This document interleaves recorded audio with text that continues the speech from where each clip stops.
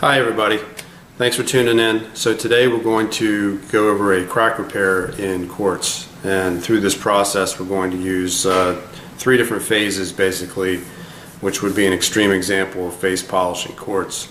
So we're starting today with resin pad. We're starting with the resin pulsar pads 2, 4, 800, and then we're going to move into the Quartz Renew pads. It's the first time we've shown a process with the Quartz Renew pads. They've been out for a couple years now, but wanted to show you firsthand how they work, and then we're going to move into the final phase of using the Quartz Renew polish. Okay, so we're going to the quartz, the crack we have today is a little bit of lippage there, a little bit of height variance, approximately 1/64 of an inch. So we do have to start with grinding a little material down and going all the way back up to match the factory finish, and we're going to show you how we do that. Okay, so to show you the pads that we're going to use today prior to the final phase of using the Quartz Renew, again, this is a bit of an extreme example. We don't always need all these pads, but in the case of a crack or grinding a seam down, something like that, we're going to need resin pads to start out, as we're going to be hogging out material. So in this case we're using the pulsar pads. Okay, we're going to start with 200, go to 4, and then to 800, and then we're moving over to the Quartz Renew pads, okay, which are maybe new to some of you. They've been out for a couple years, and we're getting some great results with them. Probably the best quartz polishing pads on the market today. So there's a 1 through 4 process, and that's roughly the 1,000 to 3,000 grit range is what that would cover. So in case of a repair that's maybe just a scratch that you can't feel and don't really need to hog out material, I'd be starting with these pads. Okay, I wouldn't be starting here. The only reason we're starting here today is because we do have to hog out some material. Okay, so we're starting with the pulsar pads, going to the Quartz Renew pads 1 through 4, and then we'll regroup as far as what we do with the final process. Okay, so the crack that we're working on today is right here. Okay, you can see the crack overall is roughly probably 10-12 inches long, and most of our lippage is right here. It's actually coming into the sink opening. Okay, and realizing that the lighting is not ideal here, but we're going to try to show you as best we can. Alright, so we're going to go ahead and get started with the 200 grit and go from there. Okay, so we're starting out with just basically marking where the crack is located. Okay, I'm just going to run a line right along the crack so I have some guidance when I add some water to the area. I'm just going to mist it.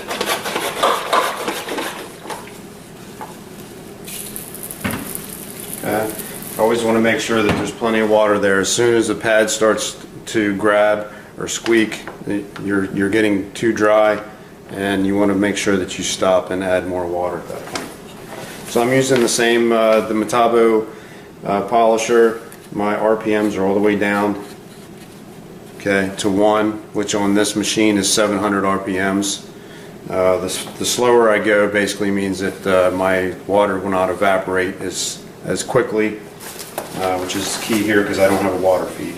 So I'm starting at 200 grit, and it's going to work my way along this crack line until I can't feel it anymore.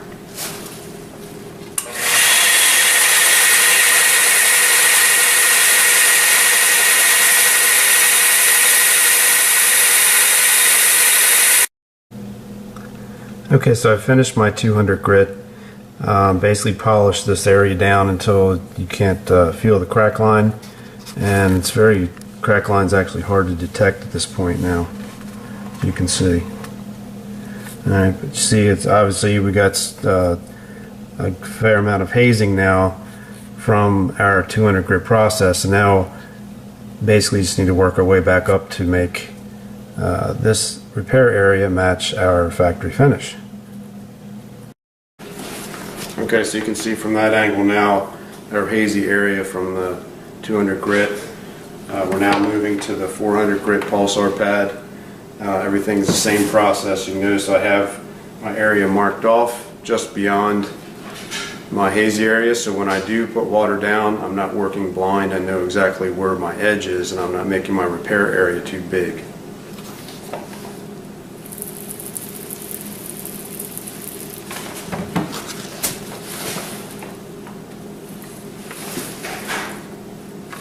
As I go to each grit, I'm going to overlap my pad roughly 1/4 inch past my mark until I'm removing the mark all the way around the perimeter.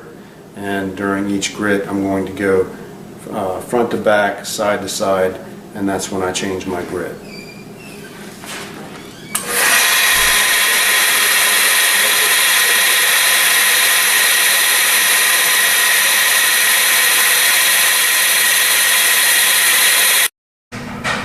Okay, so now we've finished our 800 grit, or I'm sorry, 400 grit, and the sheen is definitely improving, as it will with each step. We obviously have a long way to go, so you can still see the edge of our repair versus the factory finish. There's a good look at it right there. Okay, so again, I've marked just beyond my my polishing area, so that when I wet the area again, I know exactly where I'm working, and as to not make my repair area too big. But at this point, it's very hard to detect any part of the crack that was there. So we've basically ground it down to be flush, and you can't even feel it. Okay, so there's a good look at the repair. Now we're going to move on to the 800 grit.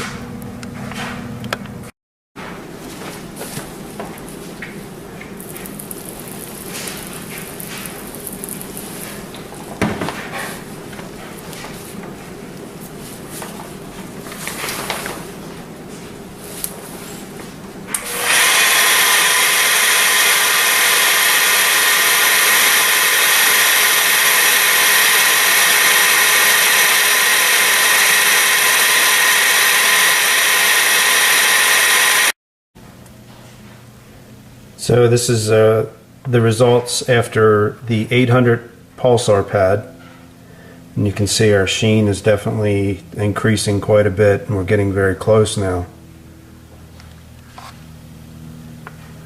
Again, I've marked off my area. You can see where it's just slightly off from our factory still, and we're just going to keep working our way up until we match it. So now we're going to start with the Quartz Renew pads, which again is designed to basically take any repair from this level up with ease. It'll actually handle damage that's worse than this, but again, it's more like a 1,000 to 3,000 grit range pad, and it's designed for using in the field to face polish quartz with minimal risk, as you would with a resin pad or a porcelain pad. Okay, so again, our area is right here. You can see in the picture it's still slightly hazier than our factory. Color appears a little lighter because of that. We're going to start with the Quartz Renew pads now. So this is the first step of 4. Okay, they're designed to be wet pads, and they're very thin, so it's very forgiving. In terms of cutting and so forth, it's almost impossible to cut the top with this type of pad, as it would be with the resin pad. It's not mandatory, but I do recommend using some kind of flexible backer, which even creates more forgiveness, in that if you do dip the polisher one way or the other, the pad will tend to move and keep the polishing pad flat on the surface in the meantime, as opposed to a hard pad. If you dip your polisher, it's going to dip the pad as well. So same process as all the other steps. Plenty of water. I'm keeping my RPMs all the way down, which is 700, and about medium pressure. I'm also going to overlap my mark area just as I did on all the other steps.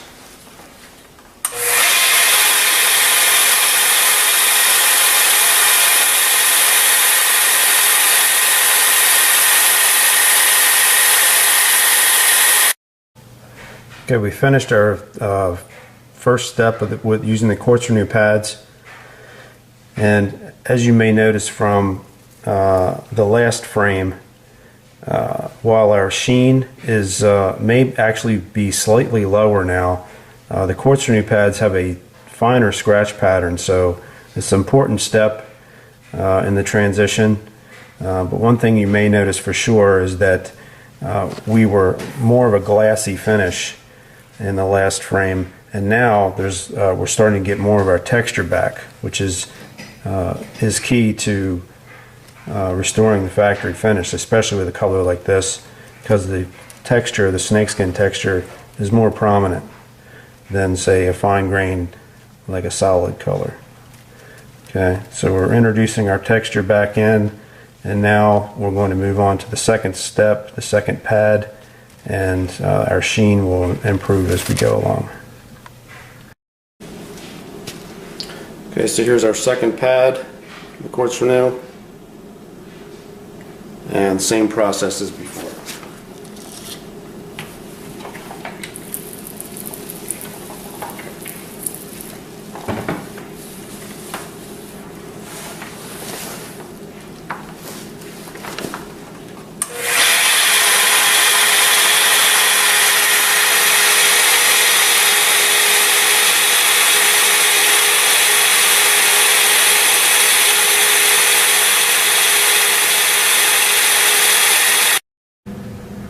Alright, here's after our second step of the Quartz Renew pads.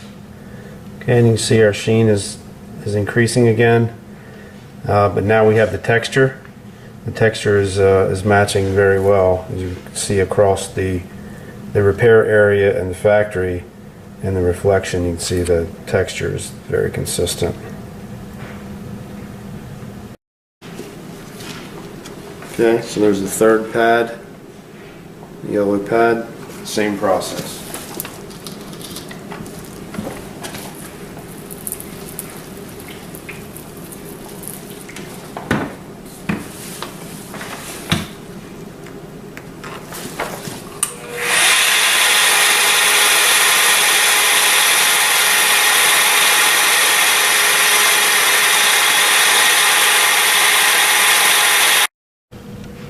Okay, here's a look after our third Quartz Renew pad. You can see our finish is starting to get very close now. We have a little bit of hazing still.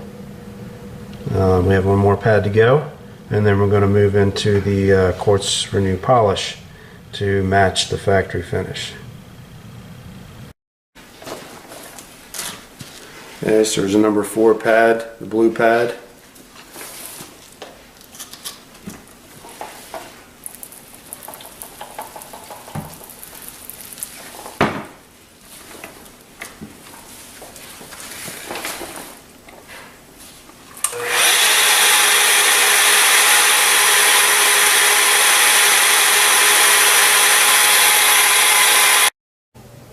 Okay, so we finished our 4 steps with the Quartz Renew polishing pads, and you can see our finish is getting very close at this point, and we're ready to move on to the Quartz Renew polish.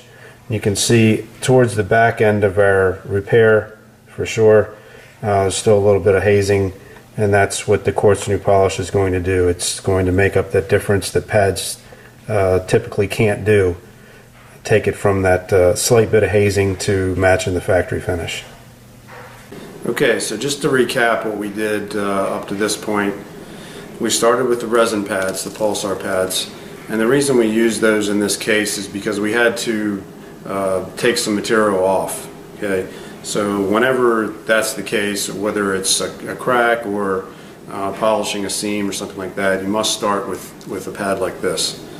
The pulsar pads work well because the resin is very soft, which means they're going to bleed quickly, but also means they're exposing fresh diamonds constantly, and that's what we're looking for in a good quartz polishing pad.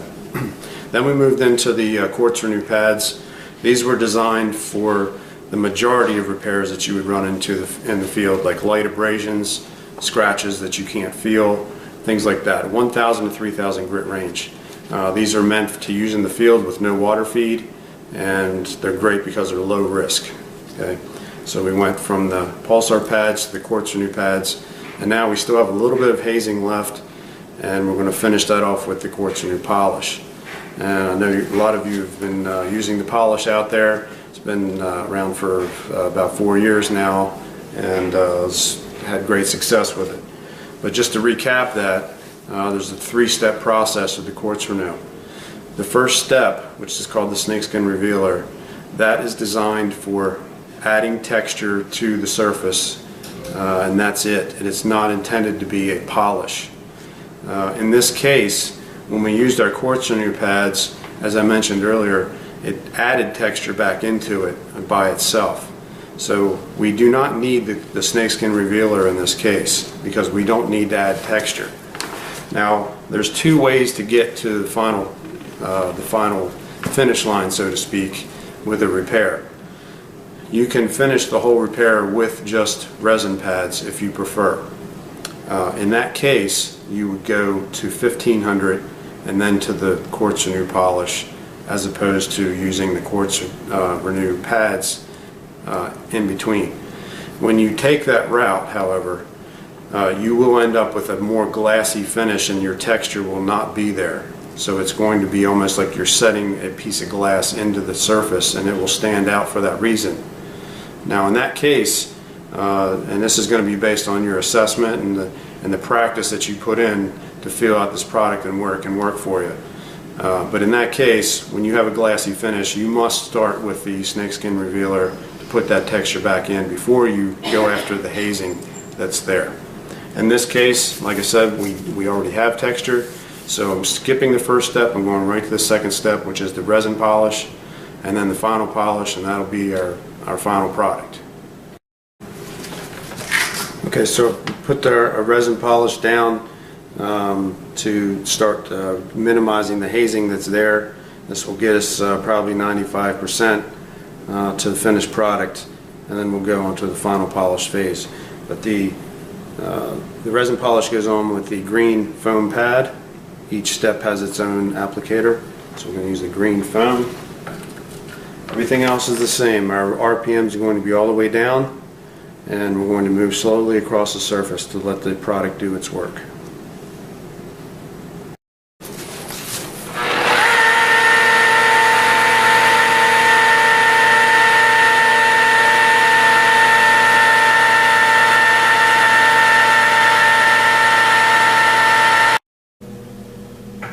Okay, so we finished our resin polish phase, and you can see still slight hazing there. We're slowly getting closer to matching the finish, and that's what we expect to happen on this final phase. Okay, so we've reached our final step. We're going to use the final polish phase of Quartz Renew.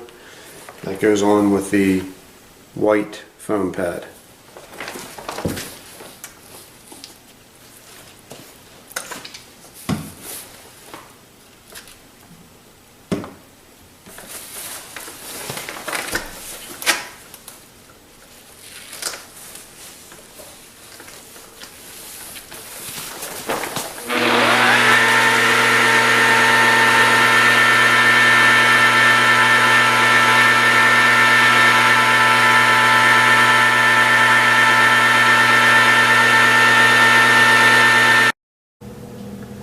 Okay, so there's our result after the use of the final polish. Went over a couple times to blend it out. You can see our finish is pretty consistent at this point.